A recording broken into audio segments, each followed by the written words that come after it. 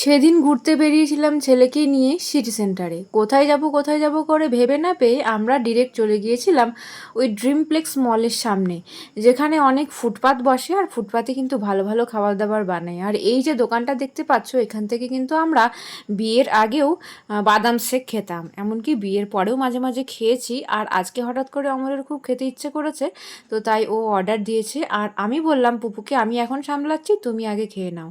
আর অমলের খাওয়ার পর আমি খাবো। এদিকে পুপুকে নিয়ে আমি কিছু ভিডিও ক্লিপ রেকর্ড করছিলাম, আর পুপু এত ব্যস্ততম ভিড় জায়গাগুলো দেখে কেমন একটা অবাক হয়ে তাকাচ্ছিল। আর আমারও অনেক দিন পর বাদাম শেকটা খেয়ে ভালোই লাগলো। এদিকে পুপু দেখো কিরকম মুখের অঙ্গভঙ্গি করছে, আর এরকম ভিড় জায়গায় ও আগে কখনো আসেনি, তাই ও মনে মনে খুশিও পাচ্ছে আর গাড়ির হর্নের শব্দে একবার করে নেচে উঠছে। এরপর অমল বলল, শুধু এটা খেয়েই চলে যাবো? পুপুকে নিয়ে আরও কিছুক্ষণ এখানে কোথাও ঘোরাঘুরি করি। তারপর হঠাৎ করে মনে পড়লো আমার বোন আর বোনের বর কিন্তু এখানেই কাজ করে, তো তাই হঠাৎ করে বোনের বরের সঙ্গে দেখা হলো, ও ওর কাউন্টারে নিয়ে গেল যেখানেও কাজ করে। আর প্রথমবার আমরা লিফটে উঠছিলাম পুপুকে নিয়ে, না প্রথম না, এটা হচ্ছে সেকেন্ড। যখন হসপিটাল থেকে পুপুকে নিয়ে আসছিলাম তখন কিন্তু পুপু প্রথমবার লিফটে উঠেছিল।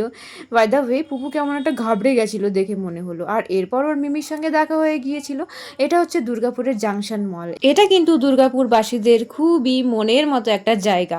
এখানে মানুষ ঘুরতে আসে, ছবি তুলতে আসে, আর যদি কারোর টাকা পয়সা অনেক আছে তাহলে কিছু কেনাকাটা করে।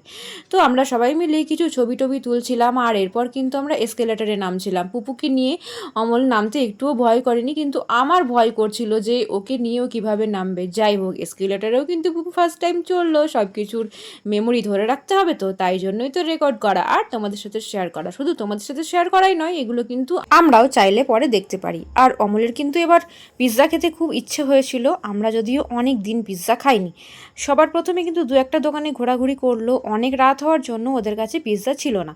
এরপর আমরা আসলাম পিৎজা হাটে, আর এখানে কিন্তু আমরা কোনোদিন পিৎজা অর্ডার করিনি, খাইও নি, এই প্রথমবার। অমল দেখছিল কোনটা খাওয়া যায় কোনটা খাওয়া যায়, যেহেতু আমরা দুজনে দুটো পিৎজা নেব, আর এমন নিতে হবে যেন দুজনের রাতের খাবারটা এই পিৎজা খেয়েই হয়ে যায়, বাড়ি গিয়ে যেন আর কিছু খেতে না হয়। রোজ রোজ আর বাড়ির খাবার ভালো লাগে না। আর পুপু এখানে এসে বেশ খুশি হয়েছে, চারদিকে রকমারি ছবি আঁকা আর লাইট ঝকঝক করছে। এখন প্রায় ওই 10:30 মতো বাজে, ওর চোখে মুখে ঘুমের কোনো ছাপ নেই। আমরা ভাবলাম এখানে একটু ফাঁকা ফাঁকা যেহেতু রয়েছে, তাই পুপুকে নিয়ে একদিন আবার আসবো পিৎজা খেতে, যদি পিৎজাটা ভালো লাগে। তো এখন বাড়ি গিয়ে পিৎজা খাবো, আর তারপর তোমাদের সাথে সেই এক্সপিরিয়েন্সটা শেয়ার করব যে আমাদের কেমন লাগলো এই পিৎজাটা খেয়ে। পিৎজা আমাদের প্রায় রেডি হয়ে গেছে, আর অমল সেটা নিয়ে নিচ্ছিল। আর এরপর আমরা চলে যাব বাড়ি। পুপু দেখো এখানে ছেড়ে একদম যেতে ইচ্ছে করছিল না, যেটা আমাদের মনে হয়েছে। তো বাড়ি এসে গেছি, সবার আগে পুপুকে খাইয়ে নিয়েছি আমরা, আর তারপর আমরা খাবো পিৎজা। পিৎজা কিন্তু মনে হচ্ছে ঠান্ডা হয়েই গেছে, আর অমল বের করছে, খুবই এক্সাইটেড, ও পিৎজা খাবে। এর আগে আমরা পিৎজা খেয়েছিলাম সেরকমভাবে না, ওই এক দুটো বাইট এর ওর থেকে নিয়ে খেয়েছিলাম। এরকমভাবে গোটা গোটা পিৎজা আমরা প্রথমবার খাবো, তোমাদের কাছে বলতে কোনো লজ্জা নেই। অমল অর্ডার করেছিল কিন্তু চিকেন সসেস পিৎজা, আমিও এটা আগে কখনো খাইনি। তো সবার আগে অমল খেয়ে দেখুক, আরও বলবে ওর কেমন লাগলো, তারপর কিন্তু আমি খাবো। আর এই যে দেখো পিৎজা, স্মল সাইজের পিৎজা ছিল, প্রথমবার খাবো, বড় পিৎজা নিয়ে কী হবে। তো চলো, ফার্স্ট এক্সপিরিয়েন্স। অমলের মুখ দেখে কি মনে হচ্ছে, ও কিন্তু বলছে ভালো লাগেনি। আর এরপর আমি খেয়ে দেখবো, কি বলবো, আমারও কিন্তু একটুও ভালো লাগেনি। তো তোমরা এই পিৎজাটা কারা কারা খেয়েছো আর কেমন লেগেছে তোমরা কমেন্টে জানিও। আর অমল বলছে চিকেন সসেস দেওয়া কোনো জিনিসই কিন্তু জীবনে আর কোনো দিন খাবে না, কারণ এত বাজে এক্সপিরিয়েন্স আমাদের কোনো খাবারে হয়নি।